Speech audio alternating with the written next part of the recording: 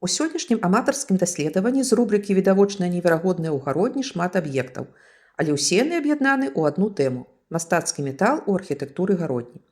Гародня – адзіны горад у свеце, дзе ў вялікай колькасці захаваліся і вырабляюцца карункавыя металічныя вырабы. Усю гэтую прыгажосць ствараюць гарадзенскія майстры ажно з 18 стагоддзя. Гарадзенскія кавалі настолькі таленавітыя, творчыя, мужныя і суворыя, што вырабляюць прыгожыя мастацкія творы з жалеза. Ствараюць зачараванне і непаўторнасць, упрыгожваюць горад, робяць яго асаблівым і прыцягальным. Усё гэта відавочнае. Кожны гарадзенец бачыць металічныя творы мастацтва паўсюль.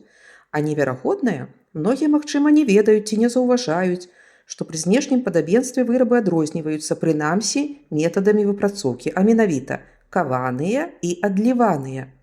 Першымі ў гародні з'явіліся каваныя вырабы. Аказваецца, што пры награванні жалеза становіцца мяккім і пластычным. У такім стане кавалі змяняюць яго форму. Асаблівая прыгажосць у тым, што вырабы атрымліваюцца рознымі. Заканадаўцамі моду ў апрацоўцы метала лічацца нямецкія майстры, але і гарадзенцы дасягнулі вельмі шмат.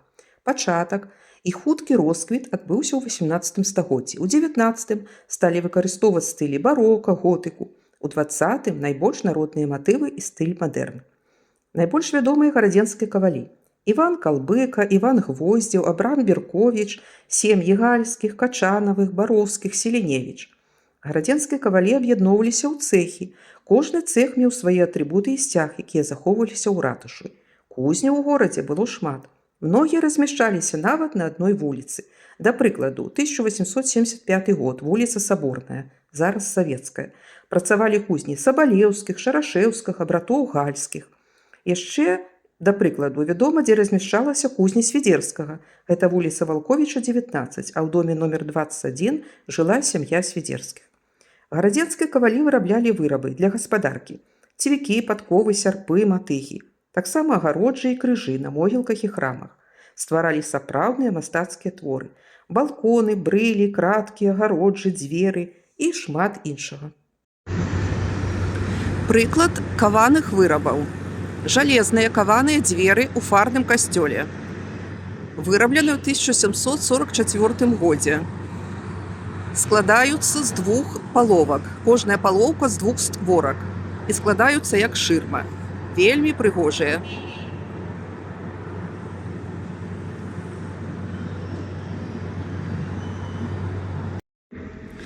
Яшчэ прыклад каваных вырабаў. Гэта варота жалезныя каваныя ў новы замак, брама. У 1780 годзе вырабленыя. Таксама вельмі прыгожыя.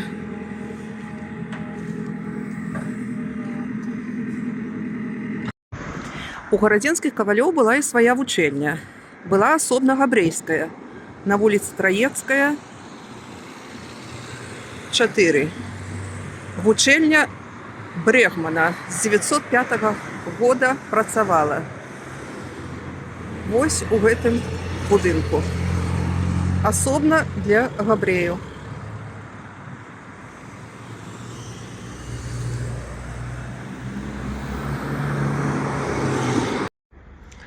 Галоўнае гарадзенскае вучылішча па падрыхтоўцы кавалёў размяшчалася на вуліцы Падольная, 37.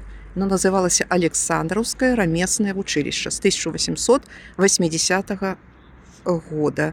Існавала 4 гады вучобы, па 80 вучняў набіралі.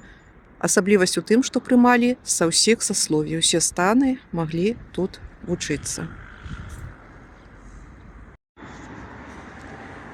І другі метад выпрацоўкі – адліваныя вырабы. Гэта чугун, сплаў жалеза з вугляродам, які пры 1100 градусаў Цельсія ператвараецца ў вадкасць і заліваецца ў формы.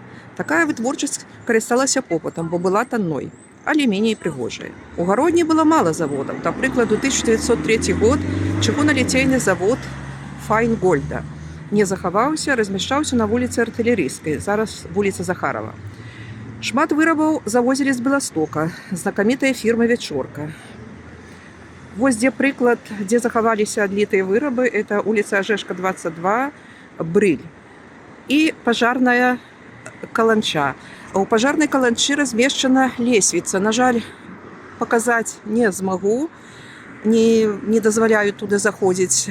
Пабудавана яна усталявана. Яна пасля пажара 1885 года. Чаму выбралі менавіта адліваную? Таму што яна танная. А вось агароджа на самым версе это уже каваная. Асаблівасць гарадзенская яшчэ ў тым, што кожны дзень у 12 гадзін гарніст выконвае мелодыю, некалькі хвілін выконвае мелодыю. Прапаную вам, шаноўнае гаспадарства, паслухаць. А сённяшняе наша даследаванне завершана, можна паставіць кропку, а калі ўзнікаюць пытанні, з'яўляюцца, то адказы можна атрымаць у кнізе гарадзенскай даследчыцы Любові Зорінай «Художественный металл в Гродно». Вельмі цікавая праца. А я развітваюся з вами, дзякую за прагляд і да наступных даследаванняў.